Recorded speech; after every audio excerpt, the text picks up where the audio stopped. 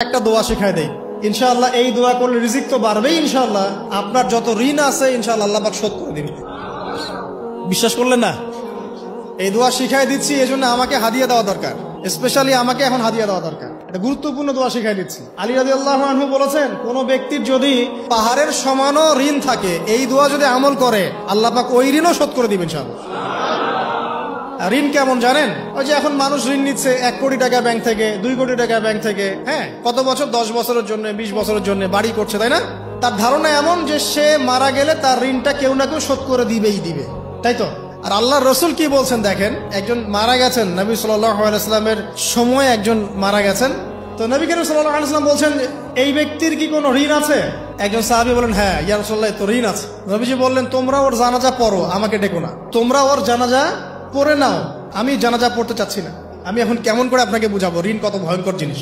আপনি যে ব্যাংক থেকে 3-4 কোটি টাকার লোন নিয়ে রাখছেন, লাখ লাখ টাকা লোন নিয়ে বসে আছেন, দিব্যি সুখে বসে আছেন, এমন চিন্তায় যে আপনার মৌত হবে না। আর নবী সাল্লাল্লাহু আলাইহি ওয়াসাল্লামের সময়ে একজন মারা যাচ্ছেন, তিনি বলছেন তোমরা জানাজা পড়ে নাও, আমি জানাজা পড়তে চাচ্ছি না। মানে ঋণগ্রস্ত ব্যক্তির জানাজাও তিনি পড়তেন না। তারপরে একজন এসে বললেন, ইয়া রাসূলুল্লাহ, আমি তার ঋণ শোধ করে দিব, তার যা ঋণ আছে আমি শোধ করে দিব। তখন নবী এসে জানাজা পড়লেন সাল্লাল্লাহু আলাইহি ওয়াসাল্লাম। তো আপনার এই কোটি কোটি টাকা ঋণ শোধ করার লোক তো রেডি আছে নাকি? আছে না? সমস্যা নেই, আপনার জানাজা পড়া হবে, আপনার মিলাদও হবে, আপনার একটা বড়সড় দোয়াও হবে ইনশাআল্লাহ। কিন্তু আল্লাহ পাক বলেছেন, শহীদ আল্লাহর পথে যুদ্ধ করে শহীদ হয়েছে, এই ব্যক্তির আত্মাও ঝুলে থাকে যতক্ষণ পর্যন্ত না তার ঋণটা শোধ করা হয়। এবার বলেন আমি কি বুঝাবো আপনাকে? আর কিছু বলতে হবে?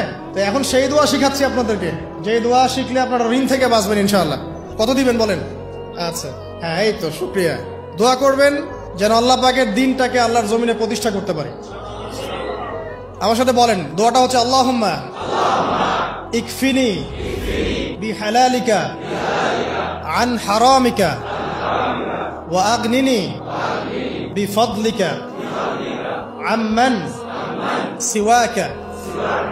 এই দোয়াটা ছোট না, এটা মুখস্থ করবেন, সেজদায় পড়বেন, নামাজের সেজদায় পড়বেন, আত্তাহিয়াতু দরুদ শেষ তারপরে পড়বেন, নামাজ শেষে হাত তুলে করবেন, যখন তখন শেষ রাতটা করবেন, ইনশাআল্লাহ দেখবেন আপনার ঋণ বলতে কিছু থাকবে না ইনশাআল্লাহ। যদি থাকেও, বড় কোনো ঋণ থাকেও, আল্লাহ পাক অন্য কোনো মাধ্যমে এটা শোধ করার ব্যবস্থা করে দিবেন ইনশাআল্লাহ।